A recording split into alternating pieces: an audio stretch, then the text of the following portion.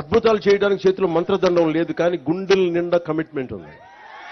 పని చేస్తాం. నేను చాలా సభల్లో చెప్పాను, శ్రీ నారా చంద్రబాబు నాయుడు గారి అనుభవం ఎందుకు రాష్ట్రానికి అవసరమని చూస్తే, ఇన్ని అప్పుల్లో ఉండి ఎన్నిసార్లు రివ్యూ చేసినా డబ్బులు లేవు ఏ అకౌంట్స్లో కూడా. కానీ ఆయన అనుభవం వల్ల ఫైనాన్స్ మేనేజ్మెంట్ చాలా బాగా తెలుసు కాబట్టి ఇన్ని లక్షల మందికి మొదటి తారీఖునే ఆయన పెన్షన్లు ఇవ్వగలిగారు. అది ఆయన అనుభవం. నాకు ప్రజాదరణ ఉండొచ్చేమో, కానీ పరిపాలన అనుభవం లేదు. నేను నాకంటే బాగా ఆలోచించగలిగే వాళ్ళని, నాకంటే రాష్ట్రం కోసం పనిచేసే వాళ్ళ వెంట నడవడానికి, వాళ్ళ వెనక నడవడానికి, వాళ్ళ పక్కన నడవడానికి, నేర్చుకోవడానికి నేనే సంకోచించే వ్యక్తిని కాదు. అలాంటి అనుభవజ్ఞుడి దగ్గర, అలాంటి పరిపాలనా దక్షత ఉన్న గౌరవ ముఖ్యమంత్రి చంద్రబాబు గారి దగ్గర నేర్చుకోవడానికి నేను ఎప్పుడు సంసిద్ధతగానే ఉంటాను తప్ప నేను దాన్ని ఏ మాత్రం తక్కువ అనుకోను. ఇది ఎందుకు మీకు దృష్టికి తీసుకొస్తున్నానంటే, ఇన్ని కోట్ల మంది ప్రజలకి ఒక నాయకులు సరిపోరు. చాలా మంది నాయకుల సమూహం కావాలి. అది గ్రామాల నుంచి రాష్ట్రాల దాకా నాయకుల సమూహం కావాలి. అలాంటి నాయకుల సమూహం కోసం నేను తాపత్రయం. నేను మీకు ఒకటే విన్నవించుకుంటామన్నా, ఇది ఈ రోజున రైల్వే కోడూరు కోసం ఒక్కటే పెట్టింది కాదు, ఒక మైసూరావారిపల్లి కోసం పెట్టింది కాదు. ప్రత్యేకించి రాయలసీమ జిల్లా, మన రాయలసీమ వాసులందరికీ నేను మాటిస్తున్నా, మీకోసం ఒక కూలీలాగా పనిచేయడానికి నేను సంసిద్ధంగా ఉన్నాను. మీకు కష్టం వస్తే, నేను ఆ రోజున అన్నమయ్య పింఛాడాం తెగిపోతే ఆ రోజు నేను ఎంత బాధపడ్డానో తెలిసి డ్యామ్ తెగుతుందని తెలిసి కూడా ఇసుక కోసం అన్ని పశువులు, అంత ఆస్తి నష్టం, అన్ని ప్రాణాలు పోయారు. జస్ట్ ఇసుక కోసం తెలిసి కూడా ఇసుక తవ్వుకోవడం కోసం డ్యాము నిండిపోతుంది, తెగుతుంది, కట్ట తెగుతుందని కూడా వదిలేశారు. నాకు బాధ్యత, నాకు నిజంగా ఆ రోజున ఎంతమంది యువత వచ్చి బాధపడతా ఉంటే నాకు అనిపించింది, నిస్సహాయత అనిపించింది నాకు. అరే, నా చేతిలో కనుక అధికారం ఉంటే ఏదన్నా చేసేవాడిని.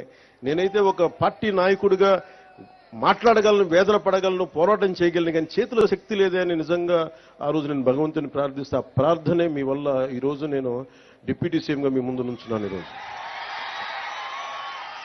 ఏదో నాకు అలంకారం కాదు, ఇది బాధ్యత. ఇది నేను ఎప్పుడు నిరంతరం పనిచేయడానికే సంసిద్ధంగా ఉన్నాను. మీకోసం అహర్నిశలు పనిచేస్తాం.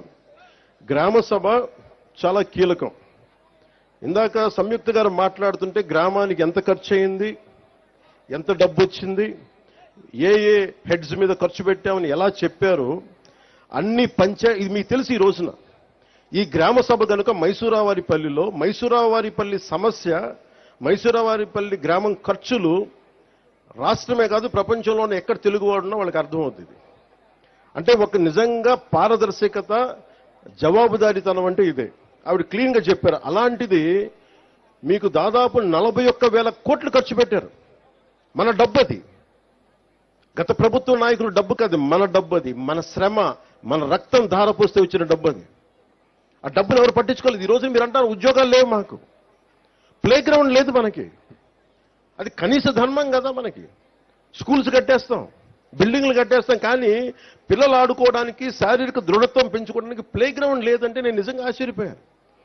కలెక్టర్ గారిని ఒకటే అడిగాను, అసలు ఎంత భూమి ఉంది పంచాయతీ కింద అంటే, ఎన్నో సెంట్లు భూమి. ఎన్ని సెంట్లు సార్ చెప్పారు? 8, కరెక్ట్ కదా.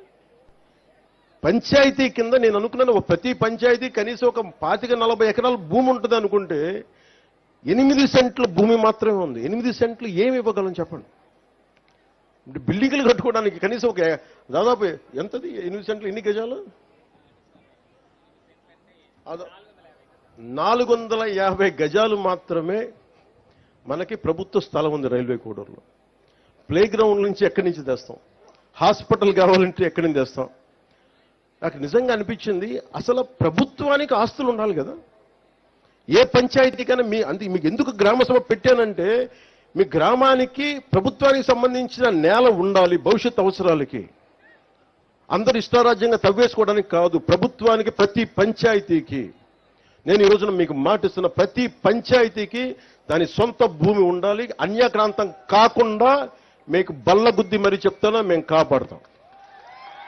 అవసరమైతే ప్రభుత్వ భూముల్ని కబ్జా చేసే వాళ్ళకి ప్రత్యేకంగా కొత్త గుండా యాక్ట్ కూడా ఓపెన్ చేస్తాం. ఎక్కడికి వెళ్తాం చెప్పండి? అన్ని ప్రైవేట్ పరం అయిపోతే గత ప్రభుత్వ నాయకులు మాట్లాడేవాళ్ళు కదా క్లాస్ వార్ అని. క్లాస్ వార్ అంటే ఏంటి? ఒకరి దగ్గర మొత్తం సొత్తు ఉండిపోయి మిగతా వాళ్ళని కంట్రోల్ చేయడం. ఈరోజు చెప్పండి, మైసూరువారిపల్లి దగ్గర ప్రైవేట్ వ్యక్తుల దగ్గర ఉండిపోయింది, కానీ ఎందుకు ప్రభుత్వ భూములు ఎందుకు లేవు ఇక్కడ? ఈ రోజున మనకు నిజంగా ఒక కాలేజీలు లేవు, మనకి కూర్చోబెట్టి ఒక ప్లే గ్రౌండ్ లేదు, ఆ పిల్లలు ఆడుకోవడానికి ఇవన్నీ లేదు, ప్రభుత్వ స్థలాలు లేవు. ఏమైపోయినాయి? అడిగే వాళ్ళు ఎవరు లేరు. ఈ రోజున గ్రామ సభ తాలూకు ముఖ్య లక్ష్యం ఏంటంటే అసలు మన గ్రామంకి మనకు కావాల్సిన ఆస్తులు ఏంటి, ఏమేమి ఉన్నాయి, ఏ మౌలిక సదుపాయాలు ఉన్నాయి, ఏ మౌలిక సదుపాయాలు లేవు, ఏం కావాలి, భవిష్యత్తులో ఎన్ని మనకి రాబోయే తరాలకి ఏమేమి అవసరాలు ఉన్నాయి, మీరందరూ కూర్చొని నిర్ణయం చేసుకుంటే తప్ప. ఎందుకంటే వ్యక్తిగత ఆస్తులు ఉండటం వేరు, కానీ ప్రభుత్వ పరంగా పంచాయతీకి ఆస్తులు లేకపోతే మీరు ఎంతసేపు ప్రైవేట్ వ్యక్తుల దగ్గర దేహి అని అనాలి. ఈ రోజున మైసూరువారిపల్లి దుస్థితి ఏంటంటే దాతల్ని అడుక్కోవాల్సిన పరిస్థితి ఉంది ప్లే గ్రౌండ్కి. ఇది బేసిక్ కాన్స్టిట్యూషనల్ రైట్. ఇది ఒక బిడ్డ ఆడుకునే హక్కు, చదువుతో పాటు ఆడుకునే హక్కు ఉంది. ఆ హక్కు కోసం ప్లే గ్రౌండ్స్ లేవు.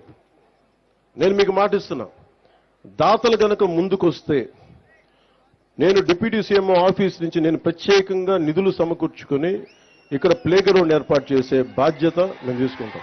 అయితే నాకు కొంచెం దాతలు ముందుకు రావాలి.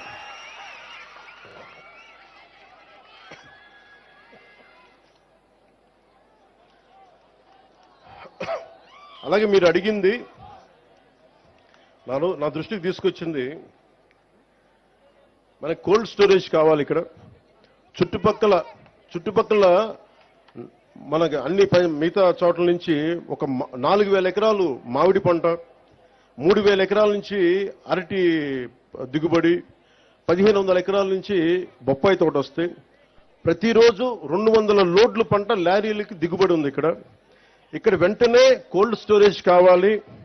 మీకు పండ్లని మగ్గబెట్టే కేంద్రం కావాలి, పండ్లని పండిన పండ్లను నిల్వ ఉంచే కేంద్రం కావాలి.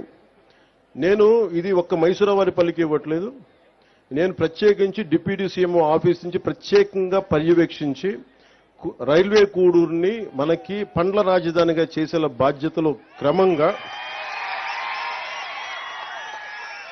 కోల్డ్ స్టోరేజెస్ ఏర్పాటు చేసే బాధ్యత నేను ప్రత్యేకించి నా ఆఫీసే పర్యవేక్షిస్తాను. ఇది గౌరవ ముఖ్యమంత్రి శ్రీ చంద్రబాబు గారి దృష్టికి నేను తీసుకెళ్లి, ఇది ఎందుకు చెప్తున్నానంటే ఇది మీకు ప్రతి పంచాయతీకి ఒక శక్తి ఉంటుంది. ప్రతి పంచాయతీకి ఉదాహరణకి అరకు గ్రామంలో అరకు కాఫీ పెట్టారు. ఈ రోజు ఎక్కడికి వెళ్ళినా ప్రపంచవ్యాప్తంగా అరకు కాఫీ ఉంది. అలాగే మన సత్యసాయి జిల్లాలో లేపాక్షి చేతి వృత్తుల మీద ప్రత్యేకంగా లేపాక్షి పంచాయతీ ఉంది. బాపట్ల నియోజకవర్గం వేటపాలెంలో జీడిపప్పుది ప్రత్యేకంగా దానికి ఉంది. అలాగే చిలకలపూడి, కృష్ణా జిల్లాలో చిలకలపూడి గ్రామంలో కలంకారీ ఆట చాలా గొప్పగా ఉంది. అది ప్రత్యేకత ఆ గ్రామానికి. సో మన మైసూరువారిపల్లికి కానీ మన రైల్వే కూడూరులో ఉన్న 112 పంచాయతీలకు కానీ ప్రత్యేకత ఏంటి? ఒక్కొక్క పంచాయతీకి ప్రత్యేకత ఏంటి? దీన్ని ఎలా తీసుకెళ్ళవు? ఓకే, ఈ 112 పంచాయతీలకి మన ప్రత్యేకత ఏంటి? మన మైసూరువారిపల్లికి పంచాయతీ ప్రత్యేకత ఏంటి? ఇవన్నీ మీరు దృష్టిలో పెట్టుకుని గ్రామ సభ ఈ రోజు నేను వచ్చి వెళ్ళిపోతాం కదా. ప్రతి సంవత్సరం మనకి 4 గ్రామ సభలు పెడతాం. అంటే మీరు గుర్తుపెట్టుకోండి, ఈ 5 సంవత్సరాల్లో దాదాపు 20 గ్రామ సభలు ఇలాంటివి జరగాలి. ప్రతి గ్రామ సభకి ప్రజాప్రతినిధులు, నాతో పాటు ప్రతి ప్రజాప్రతినిధులు పాల్గొని ప్రజల్ని మిమ్మల్ని మీకు అవేర్నెస్ ఇవ్వాలి. మీకు ఇందాక నేను మీరు నిర్ణయాలు తీసుకుంటా ఉంటే మీరు ఆమోదం తెలపండి అంటే చాలా మంది చేతులు ఎత్తడానికో, అంటే ఇక్కడ బయట వాళ్ళు కూడా ఉన్నారు, బయట గ్రామ పంచాయతీ నుంచి కూడా. ముఖ్యంగా మీరు చేతులు ఎత్తడానికి మీకు అర్థం కావట్లేదు ఇంకా.